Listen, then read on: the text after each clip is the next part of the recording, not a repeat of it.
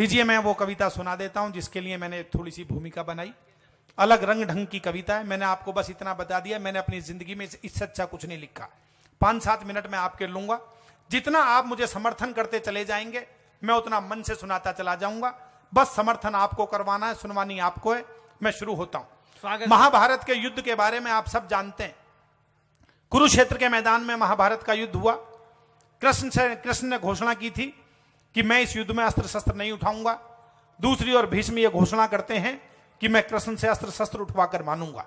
सब जानते हैं, आपने वो चित्र देखा होगा, हमारे भारतीय हिंदू परिवारों के घरों में लगा रहता है कि एक रथ का पहिया है कृष्ण के हाथ में, वो उसे मारने की मुद्रा में खड़े हैं और भीष्म घुटनों के बल हाथ जोड़कर बैठे हैं उनकी तरफ। यदा यदा ही धर्मस्य ग्लानि भवति भारत है, उस पोस्टर पर लिखा रहता है। यहीं से मेरी कविता शुरू हो रही है। हाथ खोलकर बैठ जाइए। मैं ऐसा पढ़ूंगा कि मैंने जिंदगी में आज तक इस कविता को नहीं पढ़ा होगा। यदि आप पढ़वाएंगे तो पढ़वाना आपका काम है। एक बार तालियों के साथ मुझे आदेश दें। मैं शुरू कर रहा हूं। इस गद्दी के चक्कर ने भारत की हालत गारत की। कवि इस मंच से बोलता है गद्दी के चक्कर ने भारत की हालत गारत की, तो आप समझते हैं हम 70 वर्षों के लिए बोल रहे हैं। 70 वर्ष का चक्र नहीं है दोस्तों। गौरी आया, गजनबी आया, फ्रांसीसी आए, शक आए, हूण आए, चंगेज आए, फ्रांसीसी आए, अंग्रेज आए। पिछले 2000 वर्ष में किस किस ने भारत को सोने की चिड़िया के पंख नोचने की कोशिश नहीं की। ये तो हमारी भीतर की ताकत है कि हम हर बार टूटे लेकिन हर बार मजबूती के साथ खड़े हो गए। हिंदुस्तान एक ऐसा देश है जिसकी बाहर की ताकत से उसकी भीतर की आत्मा की ताकत मजबूत है। इसलिए कहना चाहता हूं कि इस गद्दी के चक्कर ने भारत की हालत गारत की और इसी चक्कर में होती दुर्गति मेरे भारत की। ऊंच नीच और थोड़ी सी आवाज बढ़ाना दोस्त, थोड़ी सी यहीं पर थोड़ी सी आवाज बढ़ा दें कि इस गद्दी के चक्कर ने भारत की हालत गारत की और इसी चक्कर में होती दुर्गति मेरे भारत की। ऊंच नीच और भेदभाव भी इसी कथा के हिस्से हैं। वैर भाव सहयोग त्याग के इसमें अनगिन किस्से हैं। इन किस्सों के कारण ही तो कुरुक्षेत्र में युद्ध हुआ। पूरा भारत महायुद्ध से पल भर में आबद्ध हुआ। दोनों पक्षों की रक्षा को तत्पर सभी परिचित थे और परिचित गण भी तो रखते अपने अपने ही थे। श्री कृष्ण ने महासमर में काम किए थे मिले जुले। दुर्योधन को सेना दे दी और अर्जुन को स्वयं मिले। वाह वाह वाह वाह वाह। दोस्तों तालियां जितनी बजाएंगे मैं कलेजा आपके सामने निकाल कर रखूंगा।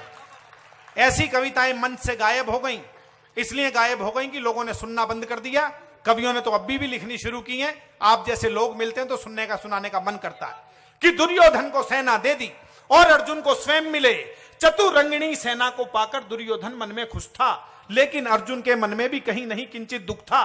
कहा कृष्ण ने महासमर में ना अस्त्रों को धारूंगा, मात्र सारथी बनकर अर्जुन को रण क्षेत्र उतारूंगा। अर्जुन को नादान समझ दुर्योधन मन में भूल गया। माधव की मायावी माया को बिल्कुल ही भूल गया। वाह वाह वाह वाह वाह। कृष्ण के सारे ज्यादातर मायावी रूप बचपन में प्रकट हो गए थे, चाहे कालिया नाग का मर्दन हो, चाहे अन्य रूप हो। अर्जुन को नादान समझ दुर्योधन मन में भूल गया। माधव की मायावी माया को बिल्कुल ही भूल गया।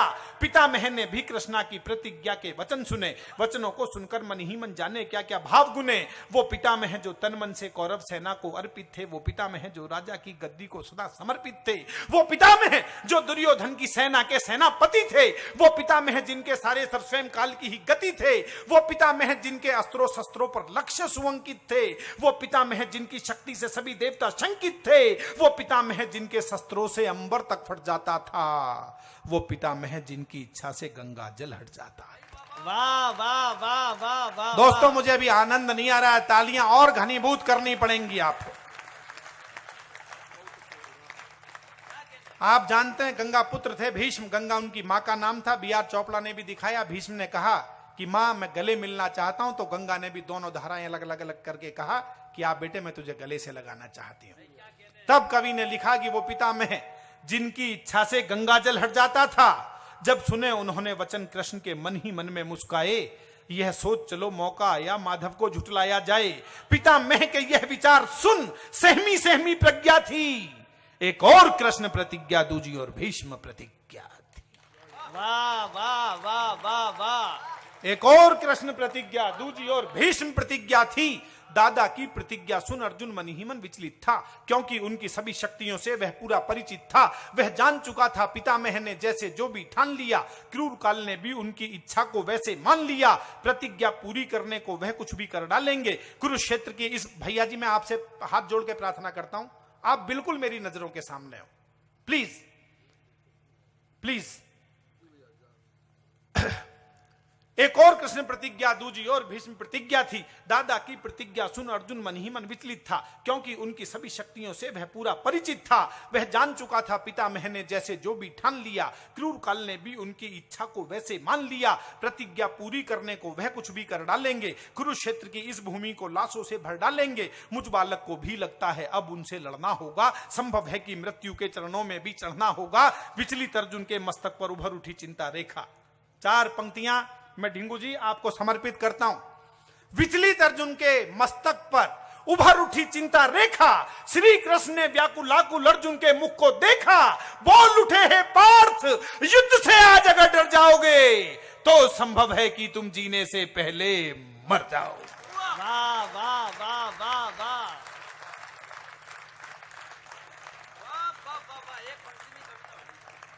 चाहे युद्ध कविता का है, कोई समाज सेवा का है, राजनीति का है, कोई एक दिन में शिव नारायण नहीं बन सकता। साधना करनी पड़ेगी, तपस्या करनी पड़ेगी। कोई एक दिन में गोपाल दास नीरज नहीं हो सकता, कोई एक दिन में सचिन तेंदुलकर नहीं हो सकता, कोई एक दिन में नरेंद्र मोदी नहीं हो सकता।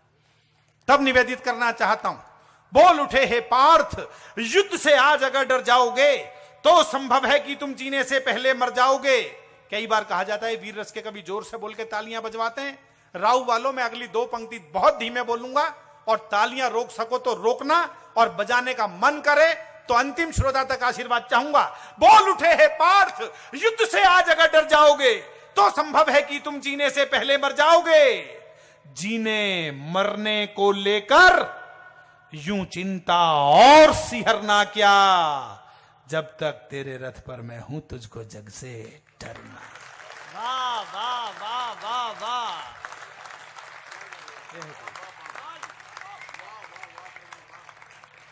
जीने मरने को लेकर यूं चिंता और सिहरना क्या, जब तक तेरे रथ पर मैं हूं तुझको जग से डरना क्या। माधव की बातों से अर्जुन में शक्ति संचार हुआ। कांधे पर गांडीव सजाकर लड़ने को तैयार हुआ। महासमर में वीरों ने निज प्राणों की आहुति दी। पितामह ने अर्जुन को देखा, रथ की धीमी गति की, रथ को रोका और रोकते ही पहले ये काम किया। दोस्तों मैंने 15 दिन लगाए इन 2 पंक्तियों को लिखने में। 15 दिन तक सोचता रहा क्या हुआ होगा कुरुक्षेत्र के मैदान में। तब मां सरस्वती ने 2 पंक्तियां झोली में डाली कि रथ को रोका और रोकते ही पहले ये काम किया। माधव को देखा, मुस्काए, झुककर उन्हें प्रणाम किया। वाह वाह वाह वाह वाह। प्रणाम करता हूं आपको, आपने पंक्ति मेरे समझाए बिना समझी। कुरुक्षेत्र के मैदान में कृष्ण ने, भीष्म ने रथ तो अर्जुन को देखकर रोका, लेकिन फिर अर्जुन की तरफ पलक उठाकर भी नहीं देखा, क्योंकि वो जानते थे कि तीर तो अर्जुन के साथ चलने हैं, लेकिन आज युद्ध कृष्ण के साथ है। इसलिए रथ को रोका और रोकते ही पहले ये काम किया। अर्जुन को नहीं लिखा मैंने, माधव को देखा, मुस्काए, झुककर उन्हें प्रणाम किया, अर्जुन को आशीष दिए, छलकी आंखों को मींच लिया और अगले ही क्षण तुणीर से भी बाणों को खींच लिया। चढ़ा धनुष पर बाण उन्होंने खींचा जब प्रत्यंचा को, बिजली कड़की, सैनिक बोले डर करके भागो भागो। शस्त्रों की वर्षा से अंबर आतुर था फट जाने को, रत्नाकर में उठी हिलोरे नील गगन छुआने को। शैल शिखर तक ध्वनि तरंगों से टकरा कर गिरते थे, लगता था कि कुरुक्षेत्र पर काले बादल गिरते थे। पितामह के बाणों से पूरा भूमंडल डोल उठा। प्रत्येक वीर ही महासमर में हर हर बम बम बोल। वाह वाह वाह वाह वाह। मैंने व्यंग में पीएचडी की, कॉलेज में पढ़ाता हूं। मेरे गुरु हैं डॉक्टर कुंवर बेचैन, इस समय हिंदुस्तान के बहुत बड़े गीतकार हैं। उन्होंने कहा कि यदि युद्ध का वर्णन कर रहे हो तो ध्वन्यात्मक शब्दों का प्रयोग करना। दोस्तों आपकी राव की इस जमीन पर, इस मिट्टी में कुरुक्षेत्र के युद्ध की हल्की सी भी ध्वनि यदि पैदा कर दूं तो अब तक जितना समर्थन ना करा हो आपने वो कीजिएगा। कैसा युद्ध हुआ कुरुक्षेत्र के मैदान में कि तलवारों के टकराने से ध्वनि गूंजती थी टन टन। पूरा सदन हाथ खोलकर बैठे कि तलवारों के टकराने से ध्वनि गूंजती थी टन-टन, बाण हवा के सीने पर दस्तक देते थे सनन सनन, सनन सनन से और भयानक हो उठती थी मंद पवन, कवच और कुंडल वीरों के बज उठते थे खनन खनन, मस्तक पर अंकुश टकराने से गज करते थे गर्जन, घायल अश्वों की चीखें भी गूंज रही थी हिनन हिनन, भाले चलते ऐसे जैसे बिजली चलती कड़क कड़क, काट रहे थे वीर समर में सिर को धड़ से भड़क भड़क, घनन घनन घनघोर घटा घिरती जाती थी छन छन में, बाण कमान कृपाण गदा से रक्त बहा था कण कण में, उद्दंड चंडनी चंडी मां के चरणों में नरमुंड चढ़े, बजा रहे थे घनन घनन यमराज नगाड़े खड़े खड़े। वाह वाह वाह वाह वाह वाह वाह। प्रणाम करता हूं आपको। बजा रहे थे घनन घनन यमराज नगाड़े खड़े खड़े, उस भीषण रण से ज्वाला की बढ़ती जाती थी भड़कन, पितामह के लोहित लोचन देख बढ़ी दिल की धड़कन, महासमर में दादा ने काटे थे अनगिन मस्तक धड़, दृश्य देखकर आसमान में बादल रोए गरड़ गरड़, चीखें गूंजी थी धरती पर, चीख चीख में क्रंदन था, लगता था उस रोज धरा पर मृत्यु का अभिनंदन था। आहा आहा। जिंदगी में नहीं सुना होगा मृत्यु का अभिनंदन आपने, लगता था उस रोज धरा पर मृत्यु का अभिनंदन था। महासमर में महारथीगण कटकर जब जब मरते थे, ऐसा लगता था प्रलयंकर वहां तांडव करते थे, रक्त पिपासु काली मैया खप्पर भरती जाती थी, पितामह से पूरी पांडव सेना डरती जाती थी, उनके आगे जो भी आया वध उसका तत्काल हुआ, उसी वीर की शोणित धारा से तलभू का लाल हुआ, इतना रक्त पिया धरती ने और नहीं पी पाती थी, बहे लहू की धारा अब नदियां बन बहती जाती। वाह वाह वाह वाह। बर्बादी को देख पार्थ ने जब गांडीव उठाया तो उसके द्वारा उसने अपना पहला बाण चलाया तो पितामह के बाणों से टकरा करके वो टूट गया, अगले क्षण गांडीव मुष्टिका से अर्जुन की छूट गया। पितामह को जीते जी मनमानी ना करने दूंगा, चाहे कुछ भी हो अर्जुन को ऐसे ना मरने दूंगा। क्रोधित होकर माधव ने रथ के पहिए को उठा लिया, उसे सुदर्शन चक्र बनाकर पितामह की ओर किया। माधव की वह मुद्रा मानो महाकाल से मिलती थी, उनकी इस मुद्रा से डरकर पूरी पृथ्वी हिलती थी। बहुत आशीर्वाद चाहूंगा दोस्तों आपका, उनकी इस मुद्रा से डरकर पूरी पृथ्वी हिलती थी। उनको देखा, धनुष रखा और दादा मन में फूल गए, हाथ जोड़कर बोले माधव क्या प्रतिज्ञा भूल गए। वाह वाह वाह वाह वाह। अरे अरे भैया अरे, उनको देखा, धनुष रखा और दादा मन में फूल गए, हाथ जोड़कर बोले माधव क्या प्रतिज्ञा भूल गए। पूरी सेना बोल उठी कि बोलो होकर के निर्भय, एक बार सब मिलकर बोलो, बोलो पितामह की जय। वाह वाह वाह वाह वाह वाह। मैं सच बताता हूं दोस्तों, मेरे पिता भी कविताएं लिखते थे। 1 नवंबर को उनका देहांत हो गया अभी। उन्होंने मुझसे कहा कि तू परेशान क्यों है, जब मैंने कविता लिखी। मैंने कहा पिताजी मुझे लगता है मैंने एक अधूरी कविता लिखी है। भीष्म ने कैसे कृष्ण को हरा दिया, कैसे संभव है, कैसे हरा दिया, कैसे हरा दिया। 2 महीने तक ये बात मेरे दिमाग में हॉन्ट करती रही। अंत में मैंने 7-8 पंक्तियां लिखी, जिनके कारण ये कविता, मुरारी बाबू भी इस कविता के फैन है, 3 जगह मुझे बुला चुके हैं।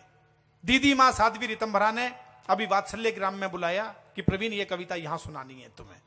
इतने बड़े बड़े संतों का आशीर्वाद मिल जाए किसी कवि को, क्या इससे बड़ा और पुरस्कार हो सकता है। क्या पुरस्कार ईश्वर इससे बड़ा और क्या दे सकता है।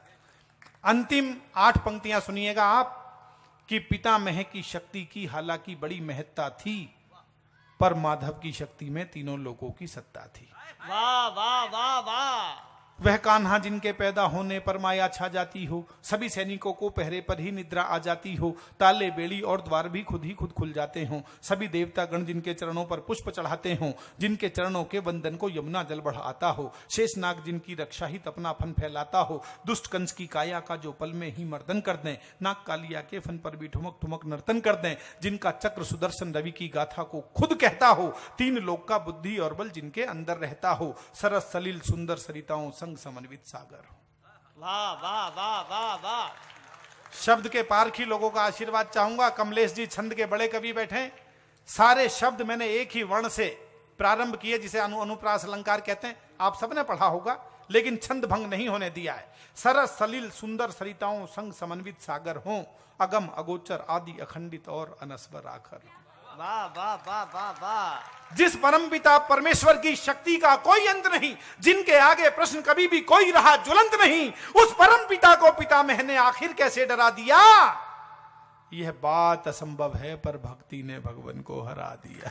वाह वाह वाह वाह वाह वाह वाह वाह। यह बात असंभव है, यह बात असंभव है पर भक्ति ने भगवान को हरा दिया। पितामह की अपने जीवन से हो चली विरक्ति थी, पर परम पिता के लिए पितामह में अटूट आसक्ति थी। आशीर्वाद देकर विदा करना, अंतिम 2 पंक्तियां पढ़कर अपना स्थान लेता हूं। पर परम पिता के लिए पितामह में अटूट आसक्ति थी। कृष्ण चक्र ले इसीलिए करने उन पर प्रहार गए, कर ले भीष्म प्रतिज्ञा पूरी जानबूझकर हार गए। वाह, कर ले वाह, भीष्म वाह, प्रतिज्ञा पूरी जानबूझकर हार गए, कर ले भीष्म प्रतिज्ञा पूरी